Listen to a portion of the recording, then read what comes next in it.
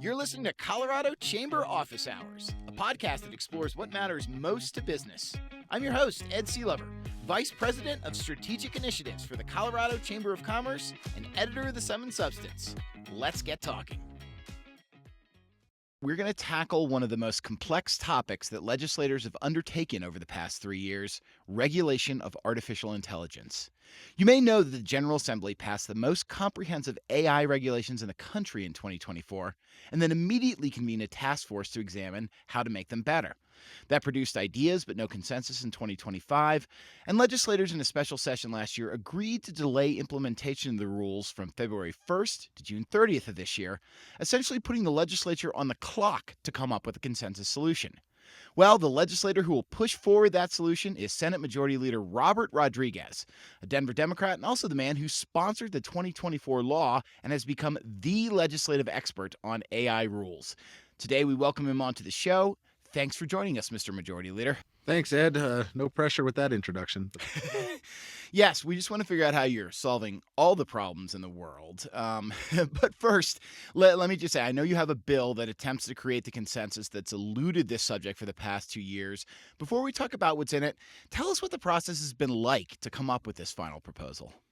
So this goes back to 2021 and consumer data privacy. Passed that in 2021, third state in the nation to pass a comprehensive privacy law. I think 27 states have passed one since, which has been modeled after the law we passed in 2021. From that came other arguments that you saw, whether it was biometrics and face scanning and stuff that's come over the years with privacy that's enhanced. And then also we've gotten into the space of children in social media and other policies that come in the tech world as our technology advances. And out of that, when ChatGPT came around, we started saying, well, okay, we need to start looking at this. And what many of us had found that multi-state had been dealing with privacy laws is that it was always the argument of having a multi-state patchwork of laws. So the task force got together and said, let's try to build a uniform policy framework that we could build off of to create a policy framework which was based on some of the executive orders and the studies from Congress. What was the Biden executive order, or even the Senate Congressional Task Force that did this, and it had a list of things that we need to look at them, and both of them had something in there for bias. So we decided to pick that lane with a bill. Senate Bill 205 was a much broader bill upon introduction. It had large language models and generative AI, but eventually got focused down just to a algorithmic disclosure bill, which is what ended up being Senate Bill 205. It was a 2-year process of meeting with tech groups and college leaders and think tanks about the problems and the things we need to do. And we started drafting a bill taking national definitions and frameworks to build off of so that companies could work multi-state, because this is a framework that was built everywhere, which was what came out to be Senate Bill 205. And 205 was actually written along with another state in Connecticut with my colleague, Senator Maroney. And it was a weird thing that year as we stakeholdered the bill, is we did both bills at the same time. And we stakeholdered them and took feedback from multi-groups. And unfortunately for my colleague, his bill got across the desk but got vetoed. And maybe unfortunately for me, my bill got signed. And after that, some other groups came out of the woodwork that didn't feel they had conversations with them, which were mostly the small mom and pop startups. Venture capitalists started getting engaged, which weren't people that normally play in this field when we do legislative policy. So from there, we had a task force that came out of the Joint Technology Committee that we had agreed to do when we passed 205. And we had a good 3 or 4 months before session to start figuring out issues and feedback to start a framework. And then during session of last year, we started working on that consensus with the task force. We're moving in a positive direction. So it was trying to figure out how we can make it easier for the smaller ones and phase it out, because over years we think the technology would get there, that would blew it. But some differing things happened at the end of the session, and it got to where we couldn't move the bill forward because we didn't have enough consensus to get it done. So we had to PI the bill. And then we tried this special session, and trying to change a transformative policy in 5 days is not a good idea. And we found out we didn't, but at a recognizing that we had a clock ticking with a February 1st date, I made the decision to extend it till July 1st to give us time to work on it through the session, so we wouldn't have come into the beginning of session pretty fired, pretty hot. And you obviously had this task force that you were meeting with through the off session again this year, kind of looking again at it. I'm curious, tell us what are the things that you and the group sought to change from the 2024 law, and how does this new bill deal with them? So I didn't convene this task force. I wasn't a part of this task force. During the summer of last year, before the special session, the group of us had decided that maybe it would be better to hire a third party mediator. And we had floated that with the governor's office, who thought it was a good idea. And after the special session, he proceeded forward with that task force, and he thought it was better. And that, be it either way you looked at it, not having legislators involved avoids open meetings laws and other stuff. So the thought was we can't have legislators on it. I have never been in opposition of people getting together and meeting on a task force and talking, because regardless if the bill got solved either way, every time we talked, we learned something new. The task force came out with their recommendations, which was the Kilo draft. It worked through, and I had seen drafts as they were proposing them. I had a few concerns with them that I think the task force has done, and the draft was written by not a drafter, but it was a framework that I submitted to the drafters to clean it up, make it make sense, a lot of inconsistencies. So that came out of the draft that we had 2-3 weeks ago, grabbed a smaller subset of the task force. We finalized the draft, which just earlier this week we released to the broader task force, which got it out to everybody because most of those people TechNet and the chamber, bigger group, so it got out. And we are pretty much in agreement with where we're at. It's not as much of a comprehensive disclosure bill. It's put more of like just a notice bill. It gives a lot of the same frameworks. They didn't dive too much away from the frameworks. It's a lot less rigorous requirements, but I think it still gets to some of the basic goals. It doesn't have everything I want. It doesn't have everything the civil groups want. It doesn't have everything the visa, and sometimes when not everybody's happy, you're in a good place. I think everybody's trying to compromise here.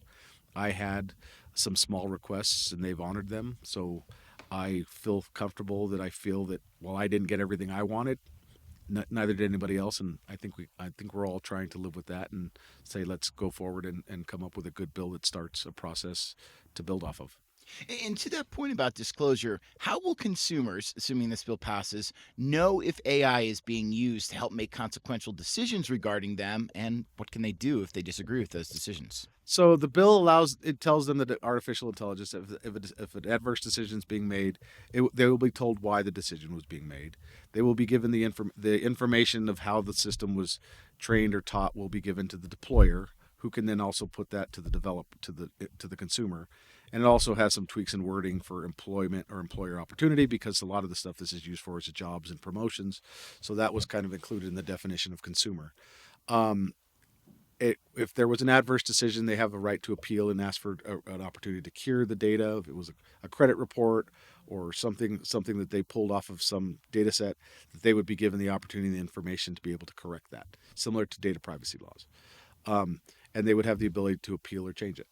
And that's always been the true goal of the bill, the basic parts. How much cumbersome in the wording, those are the main pieces of the bill. I'm glad you mentioned cumbersomeness, because I know that was the big concern of the industry, is that technology leaders have asked they not be subjected to burdensome rules that make it less likely for Colorado to attract AI firms. So how does this new bill do that? How does it deal with those concerns differently, I guess I should say, than the 2024 law does? Well, I guess it depends on who you ask. Well, I had thought with a more stringent framework, and it comes from duty of care and a lot of product liability, is that anytime you do something, you need to test it and make sure it's safe. And have you done any diligence, like what harms could these cause? The bill doesn't do as much of that requires them to do that. But I think with the liability section put in, there will be incentives to try to make sure that these products don't cause harm. There is a right to cure for 3 years. Otherwise, it becomes a revolving get out of jail free card, and the AG's enforcing, but really has nothing to go after to do it, and it doesn't really have any teeth. So that's why I think the sunset is important in that. But it still gives them time to fix it as we go forward, and hopefully this becomes more standardized across the country as you're seeing this policy come out.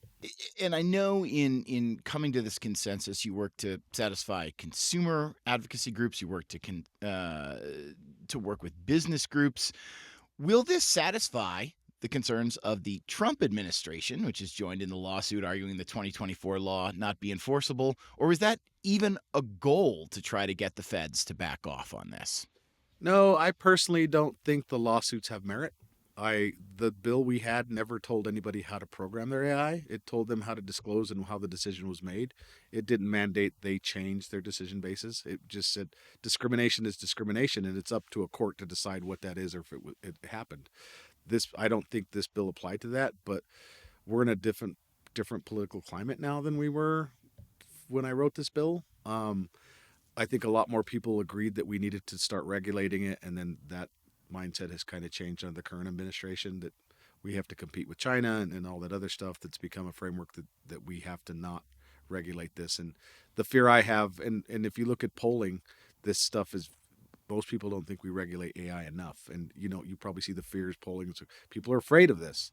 And I think technology should be built on trust. And the trust is if people think that there's things to protect them, whether it's their job or they're getting hired or fired or getting health care or getting a rent or a application to go to school or a loan, that they should know that if a decision is being made, that it's not being made discriminatory. And that's a human can do that, but you can appeal that and talk to somebody and know why it's done. But a computer, sometimes we don't know why that decision was being made. And that's what this goal is to get at, is to just bring some transparency and disclosures to it. And is it the perfect bill? No, but nothing ever is. And this technology is going to change a lot as we go forward. It's like I did this 2-3 years after ChatGPT came out, and now there's all kinds of AI bills. The AI bill was based to be a standard framework you could build off of. But instead, because of this, we're looking at an AI in healthcare, an AI in therapy. And I don't know if that's the right way because you're going to have definitions all over the place, but that seems to be the way we do it. I think the federal government's now looking at some AI bills and some privacy bills. Privacy is a basis of having of AI, and the federal government hasn't passed AI privacy yet. They're looking at that again. So, it's up to the states to try to take a step in it, and that's what this is about: is trying to be a first in a common sense regulation. Excellent. Well, we have 10 days left to go in this legislative session, and I'm sure this bill will be one of the biggest talking points that we see. Senate Majority Leader Robert Rodriguez, thank you so much for coming on and talking with us about it. Thank you. So you've gotten the legislative point of view from the bill sponsor, but what does this bill really mean for business? To dissect that, we've brought on Liz Peets, the Vice President of Government and Community Affairs for Comcast. Liz, welcome to the show. Thanks. Good to be here. Well, we appreciate your expertise on this. And I'll kind of just start out broadly here and say, in the form this bill now stands, how wide sweeping is it going to be in terms of the number and range of companies that it impacts? Yeah, I think it will have a pretty broad impact on all companies, particularly related to the consequential decision categories. Almost every business deals with employment hiring. So I think that's probably the most prevalent focus for many companies. But it is also a very broadly written bill in some respects in terms of how we define algorithmic discrimination. But I think, as we'll probably talk about, it's been a process and everyone has had a lot of conversations to try to get the definition that makes most sense to their industry in different pieces of the bill. And I don't want to leave that point hanging there, but because I think some people may be listening saying, well, I'm not a tech company. I don't develop AI. Who cares? But what you're essentially saying is if you use AI to sort through resumes or to decide who's going to get an interview, this matters to you, right? Yes, that's exactly right. I mean, I think that's the consequential decision category that applies to every business, whether you're small, medium, large. If you use an AI tool to help you screen, this bill will apply to you. Mm. Okay, good. Now that we've hammered that point home, let's go to what else you were talking about there in terms of algorithmic discrimination. That was the overview of this bill. That's what this bill is meant to get rid of in some sense, or at least monitor for. How do you feel it does that? I mean, how much do people have to think about potential algorithmic discrimination, maybe especially deployers of AI rather than just developers? Yeah, no, I'm really glad you asked that question. We do fall on that side of the house, a deployer. So we do think about that a lot. And I think a lot of people were used to the 205 framework that had a substantial factor of focus. So it was a higher bar.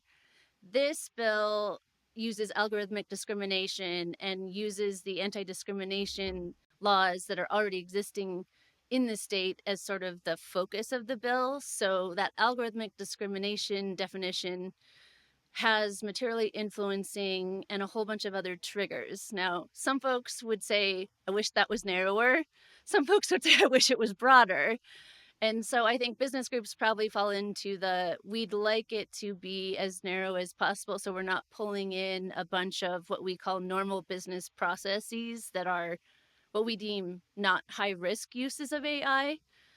But I think a lot of the bill focuses on, there's a lot of wordy pieces in the language Mhm. that I think will get interpreted over time.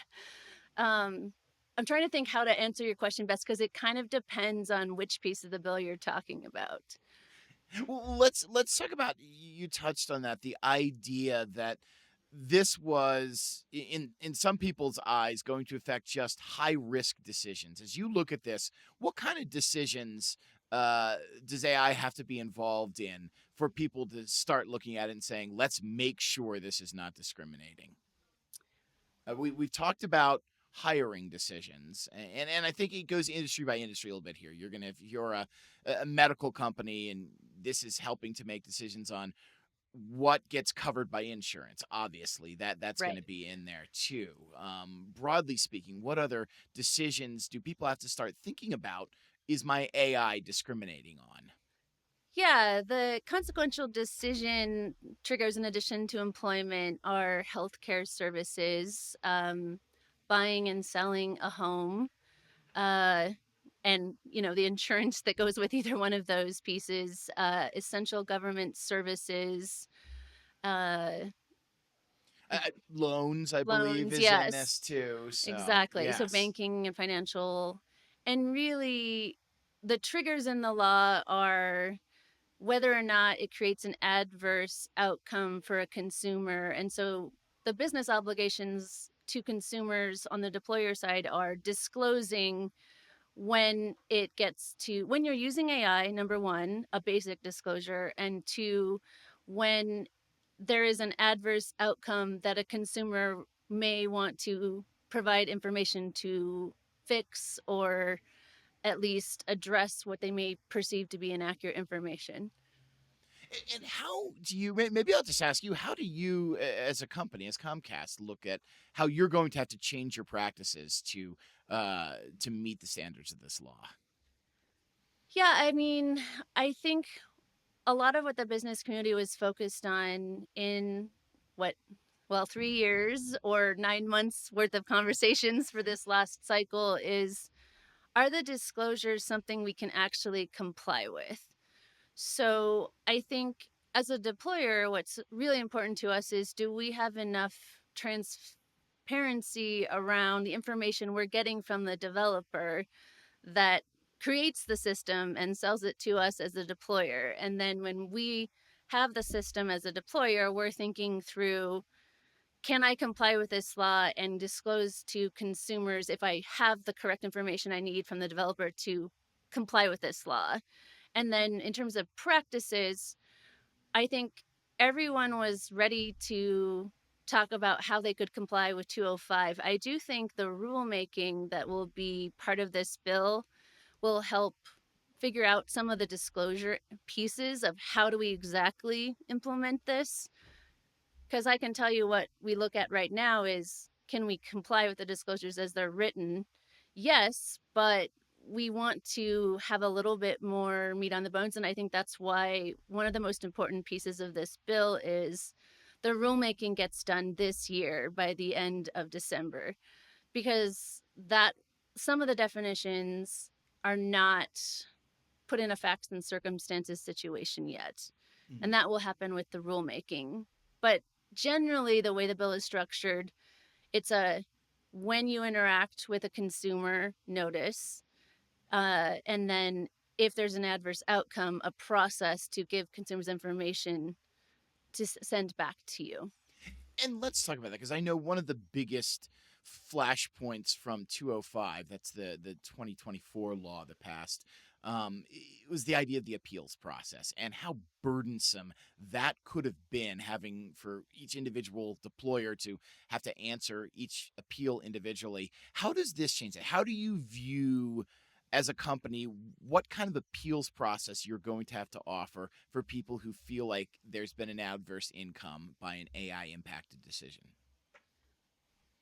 Well, I think the first part is making sure we understand adverse outcome and what that actually is. So I think the bill, it's not the perfect definition, but look, it's a compromise. I don't like everything in it. I'm sure consumer groups don't like everything that's in it, but it is a true product of 9 months of conversation. So there's first the definition of adverse outcome, but I think the other piece of it is providing information so that a consumer can respond. And I think the other piece of it is the process part. We already do a lot of work in the Colorado Privacy Act to provide consumers information.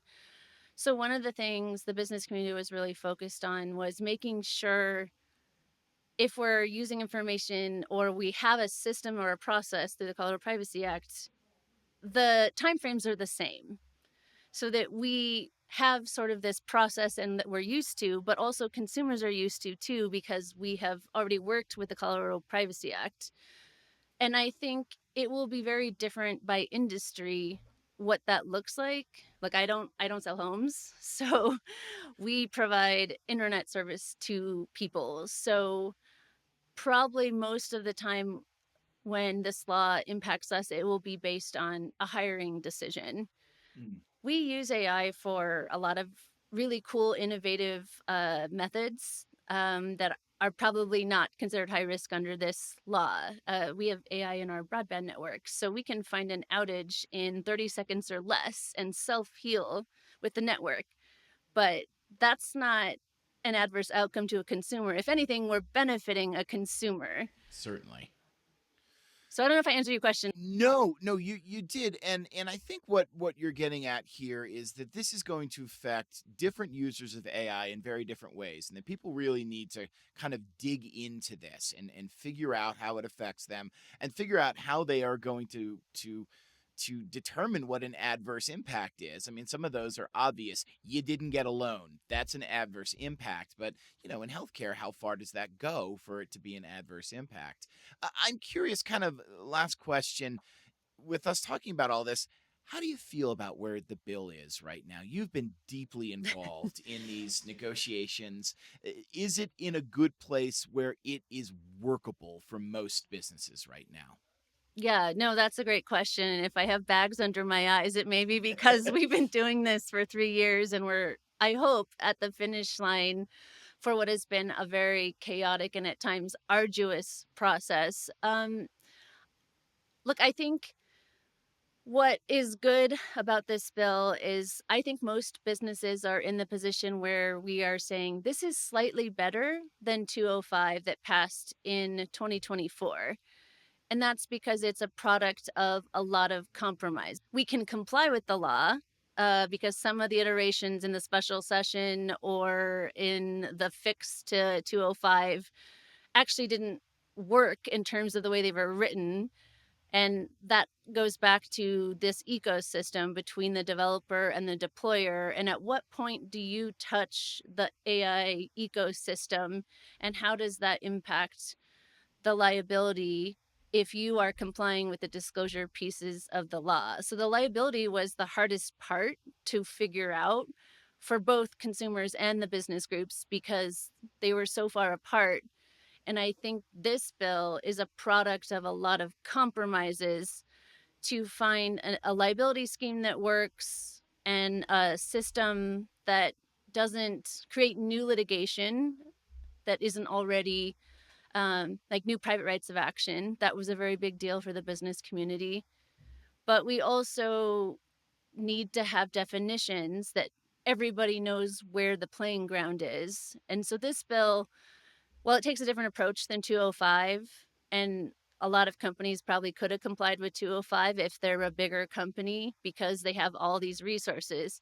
But there's a lot of small businesses that might not have been able to comply with some of the risk assessments that were in 205.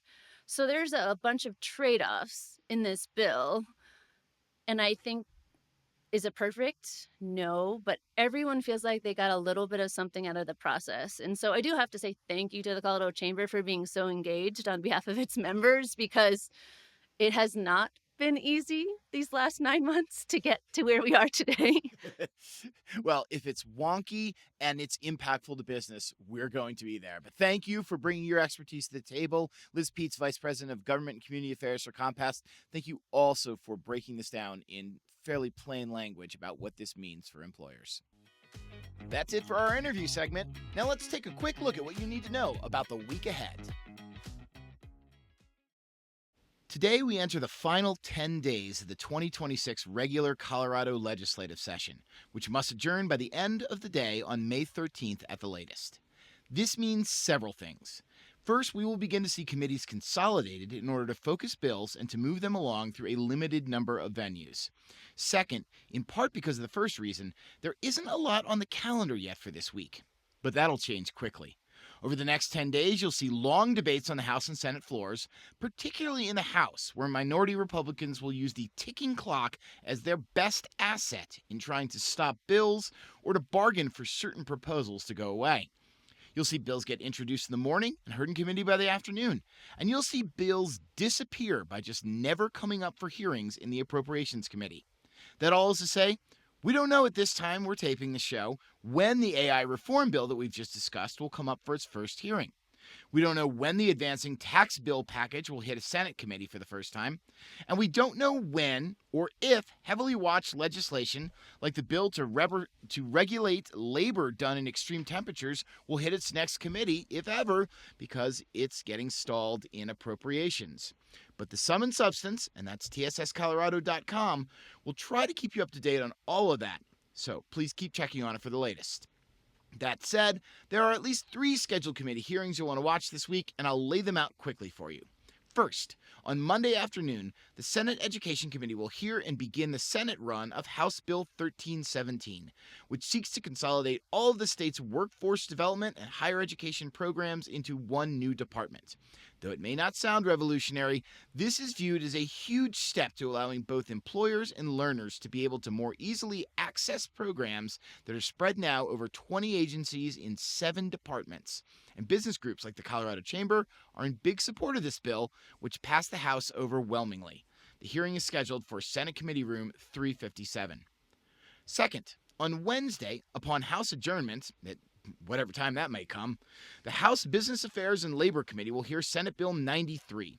Fashioned as a workers' rights bill, this would require contractors and subcontractors on significantly sized construction projects to prove that they have workers' compensation insurance before getting a permit to commence building. However, even the Nonpartisan Legislative Council assesses that this requirement will slow the commencement of housing construction and other projects, and likely will limit the ability of local governments to issue these permits at a time when the state is facing a significant housing shortage. That is why business groups like the Colorado Chamber oppose this. The hearing is scheduled in House Committee Room 112. Finally, on Thursday, the House Finance Committee will get its crack at Senate Bill 155, which seeks to impose fees on all homeowners' insurance policies in order to fund a new enterprise that can offer grants to homeowners to install hail-proof roofs. Colorado's homeowners' insurance costs are among the highest in the nation, and bringing them down by limiting claims related to natural disasters is a universally favored strategy.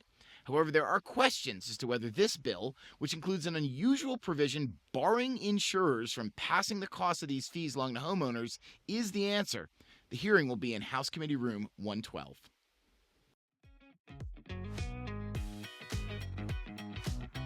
That's all for this episode of Colorado Chamber Office Hours. Once again, I'm Ed Seelover, Vice President of Strategic Initiatives for the Colorado Chamber of Commerce and editor of the Sum and Substance.